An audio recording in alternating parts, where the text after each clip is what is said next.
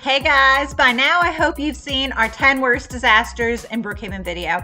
If you haven't, go watch it now on Play All Day. The link is in the description. And then come back to this one. If you have seen the video, thanks for watching. Now here's some behind the scenes fun facts. Fact number 1, this video was supposed to be entirely different. When we first planned Disaster Month, we were going to do just 2 new videos. School safety and disaster stories pandemic. Plus, we were going to do a countdown of our worst disasters using clips from our disaster videos of the past. But then the concert venue roleplay set was added, so we decided to make an extra Disaster Month video using that. At that point, we had videos planned for 4 out of 5 weeks in September, so I decided we might as well do an air disasters and go 5 for 5. Which would put us at 4 videos plus the simple compilation video. But then something happened that changed everything. Fact number 2, this video was inspired by cars. On September 6th, Brookhaven added a bunch of classic cars to the game. We did a car show live stream, and seeing all the cars inspired this crazy idea to do a video set in different decades. And since we just kicked off Disaster Month, I guess I had disasters on the brain because I immediately started brainstorming disasters in different decades. And suddenly here I was planning this big, complicated video that would be our grand finale of Disaster Month. And it's all thanks to the September 6th car update. And also my brain, because fact number 3, I'm the problem. Yes, it's me. I'm the one who can't leave a simple video alone. If I get an idea to make something or make something better, I will not let it go. Ask Hop and Hop 2. We'll film all of our footage for a video and they'll go off and get busy doing other things. And then suddenly I'll pop up. You know what would be really cool? And they'll know we're about to do a lot more work on the video. Perfect example in this video, the day before the video was to premiere, I woke up insanely early with this idea that I should add a scene of the burned down hotel. Was it absolutely necessary? No, but it seemed like a cool addition to the video, so I spent like 2 extra hours working on that. Same with the plane crashing into Disco Brooks. That was not in our original plan. I'm sure there are plenty of other ones. I'm always going back in and getting additional little scenes along the way, making little changes because fact number 4, there are always changes. One notable change in our original outline, no one died. We usually don't have deaths in our disasters. Riots did, but I think that's the only one. However, if these were going to be the worst disasters, they kind of had to be more extreme than our usual storm stories, disaster stories, and air disasters videos. So we had casualties in this one. And that change in itself really changed the whole order of the disasters. When we originally planned it, we had it one way, just kind of based on destruction and stuff like that. But when we added casualties to it, certain ones became a little more extreme than others, and we changed the order quite a few times. Even the very last time we watched it before uploading it, we made a change in the order. And with all those changes usually comes going in and getting more clips. So fact number 5, there were so many clips. We filmed over 170 individual clips and 98 audio recordings for this video. That is way above average for one of our videos, but this was definitely a very, very detailed video. In fact, fact number 6, this was 10 videos in one. When you think about it, it really was 10 mini videos. Each disaster had its own script, characters, costume changes, time period appropriate props. It was just 10 separate stories to tell. So to keep it all organized, I made it 10 different video projects in the editing app. So I had these 10 different videos going on simultaneously. For the most part, I tried to work on one until I was fully done, but most of the time I was hopping from decade to decade, going from the 30s to the 90s, back to the 60s. And it's wild to think that it was really like doing 10 videos in 1 week. Because of that, fact number 7, time was crucial. Time was an issue in various ways for this video.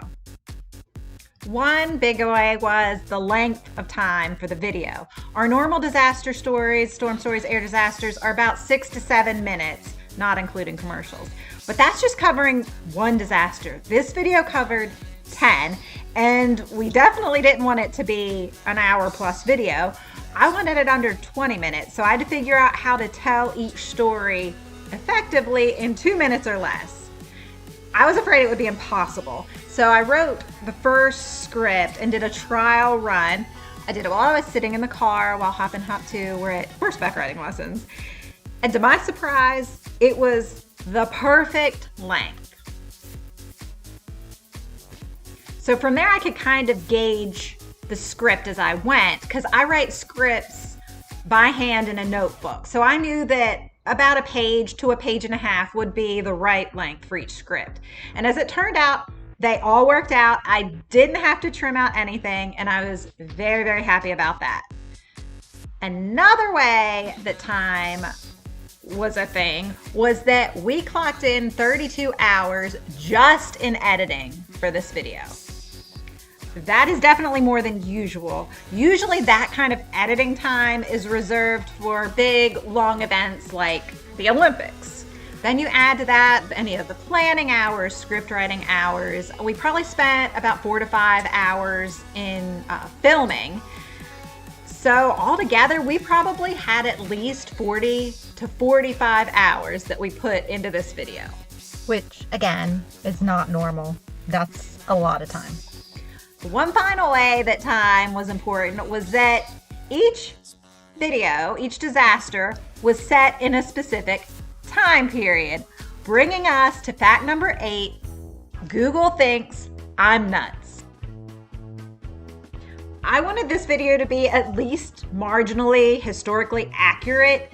Obviously, you can't take it too seriously because you'll drive yourself crazy. But for each decade, I did a lot of fact checking, a lot of Google searches, and here, looking at my phone now, are some of the things that I searched.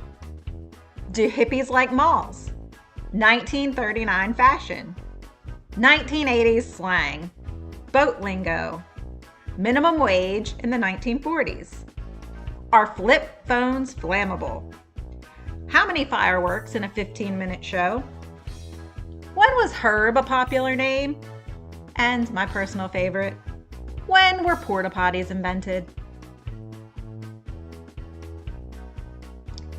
So yeah, my Google search is a mess, but it's kind of a balancing act. Things like streetlights and stores that are just there in the game, you can't remove them. You can't control that element, but I can control some of the facts presented within reason. Obviously, it's all fiction, so I give myself a bit of creative license, but you can at least try to have some historical accuracy. Hence my Google searches. Speaking of being realistic, fact number 9, 2 disasters were based on real events. Sort of, just mildly. The sinking of the Britannia was loosely based on the sinking of the Titanic, even though it happened 2 years earlier. But the mechanics of the sinking were based on the Titanic. And our 1939 Mid-Afternoon Creeper's name was based on the Night Stalker, a real-life killer from the 1980s, who actually also committed a lot of his crimes in the afternoon. But when I was trying to name the killer in our story, I took the scary sounding name Night Stalker and changed it to the slightly less imposing Mid-Afternoon Creeper. And that's pretty much where the similarities end on those two. The other 8 disasters were completely fictionalized. Speaking of fiction, we have our whole little world of Play All Day Brookhaven fiction, and this video is part of it because it has fact number 10, more lore.